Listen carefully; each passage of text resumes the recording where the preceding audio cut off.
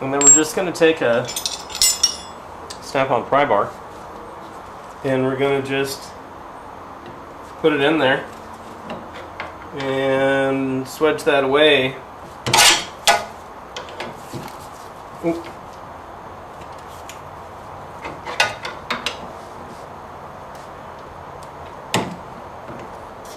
There you go. Now you got it. Let me just pull that away. And you want to make sure that you're not going to get into, there we go. You don't want to get into any of the body work. You got to be real careful. Let's not go too fast. Now these two upper bushings, we already said were shot.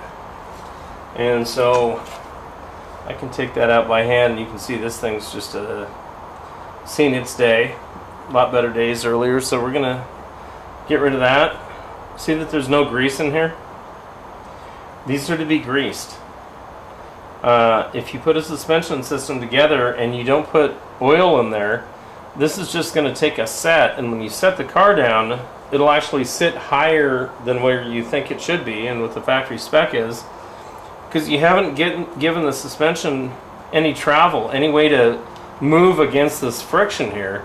And here we've just loaded it with this massive thing here and this big ass bolt. And now we want this thing with no grease in there to be able to slip around when the car's going up and down. So this car hasn't traveled right as far as the suspension goes for as long as this has been in there. And you know, it's no big deal. We fix it. We find this kind of stuff all the time. All right, I'm gonna do this side, and then I'm gonna, while we're here,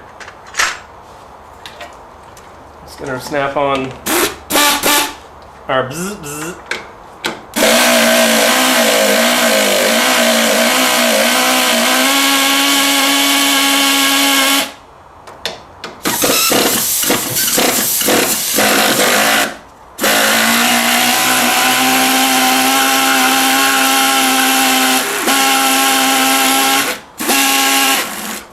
Okay, there we go.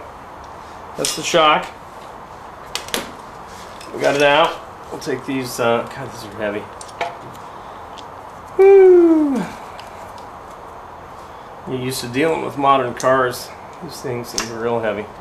So here's your, you know, this kind of shock, a little more history. This is an Armstrong shock, and it's a lever style. You can see it's the lever. It levers over this way. It actually acts as the upper control arm in a car, which is that was very trick technology then. You had the old friction style shocks. They had the same friction no matter how fast you're going or what road you're on. And so when they invented the hydraulic shock, you can see the action right here. It's worn out. I can do that with my fingers. The action's in here in the middle.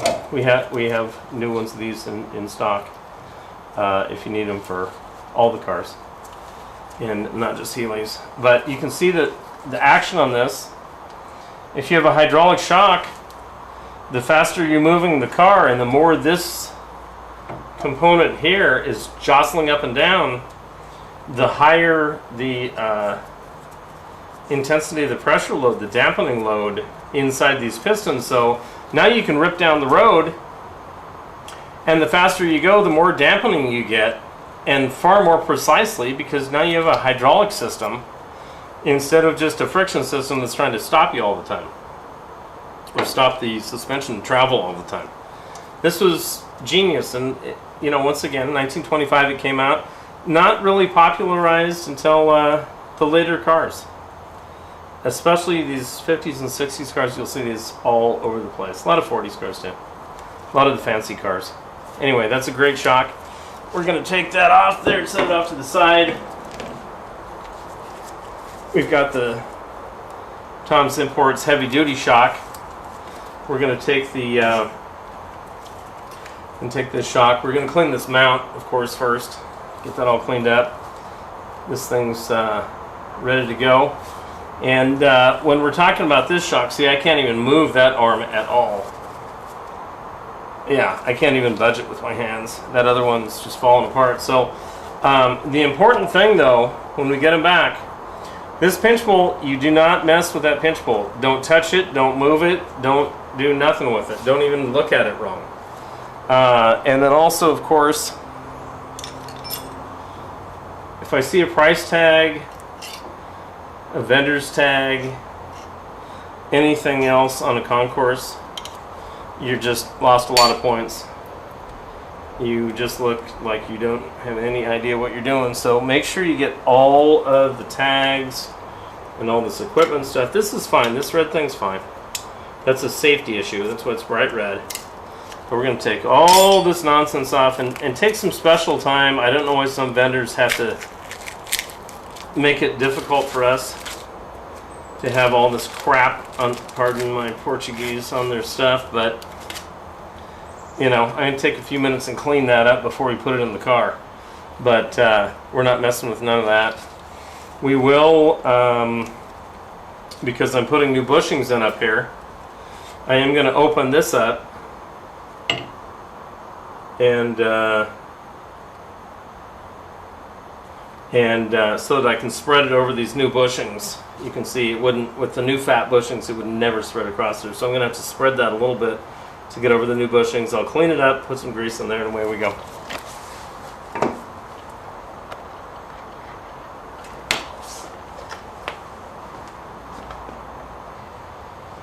Okay, there you all go. Now what we're going to do now, we're getting away from all that tear down. And what we're going to do now, we got just a couple minor items. We have to get rid of this little bumper stop here. That's not going to make it. I think they cost $4, or I don't know what they cost. I don't want my shock hitting the frame and breaking part of it off. So grab your snap-on wrench, your snap-on ratchet handle if you got it. I'm going to take it off and tweezle it off of there with the socket. Just takes a minute. There we go. There's the washer. Let's keep track of all our little goodies. On these British cars and Italian cars too, well, all the cars, you got to keep every little bolt and stuff you take off. Now there's our little old one. See, it's kind of bunged up and it's been in there a while. It's very hard. You can see it's cracked and everything. So here's our new one. It's like a little clown head or something. I don't know what it's like. And but see, it has that certain shape. So this one is a lot better. Notice there's no cracks in that new one. So that's what we want right there. Is that brand new spanking one. But see that there? I don't want to see any of that on any cars ever.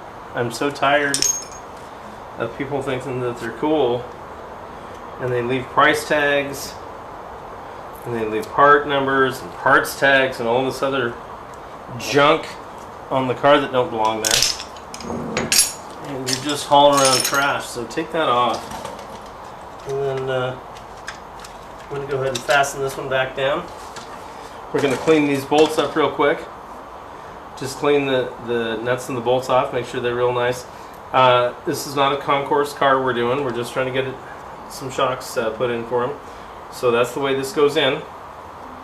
It's got an offset to it that you can see. And so we'll clean that up, get those put in. And then by the time we come back, I've already cleaned all of this up. I've already lubricated these holes with WD-40. We use lock washers on these. And that's what comes with it. If it doesn't have lock washers, make sure you use it. It's got the split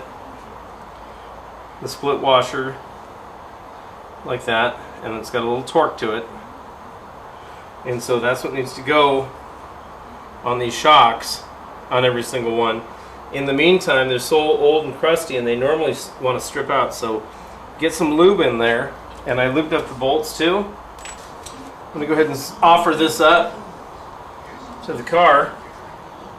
I've already looked at it and I see that the position is off.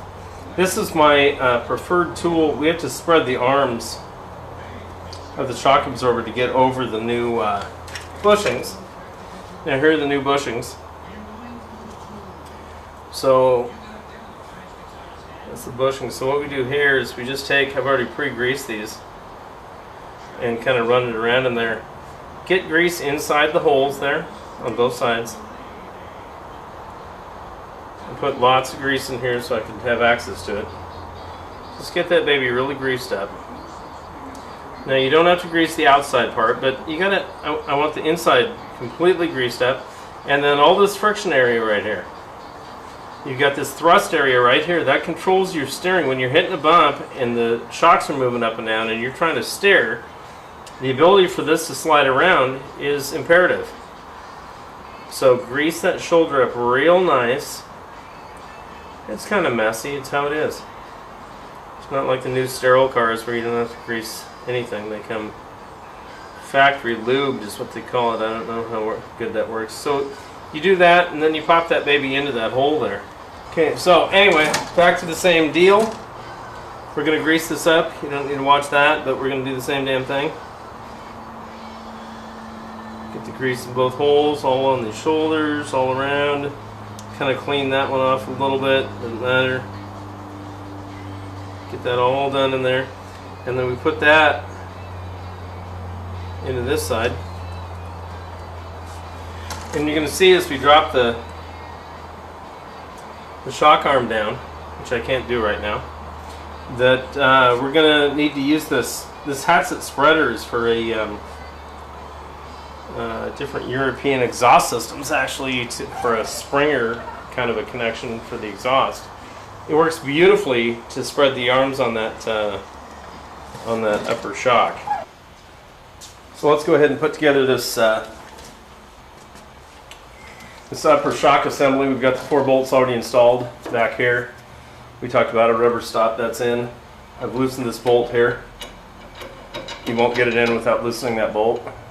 There's a lock washer on here. It's 9/16 on both sides. And so there's 2 ways to do this. Well, there's a lot of ways to do everything, but there's 2 normal ways to do it that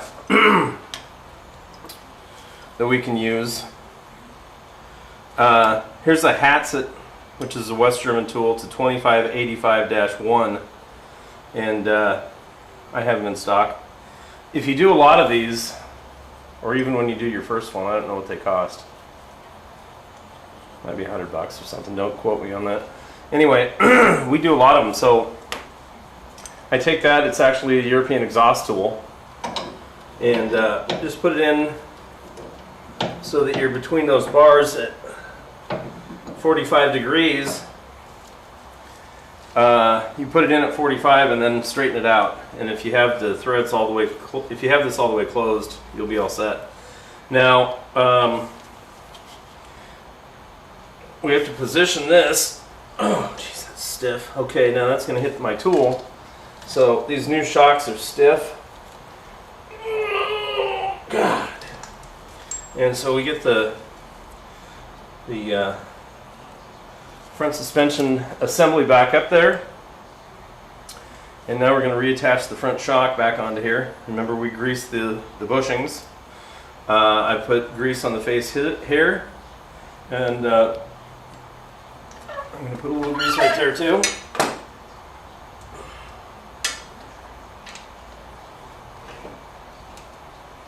These parts all act on each other, and so you don't want to have just raw rubber on the raw steel or any other two.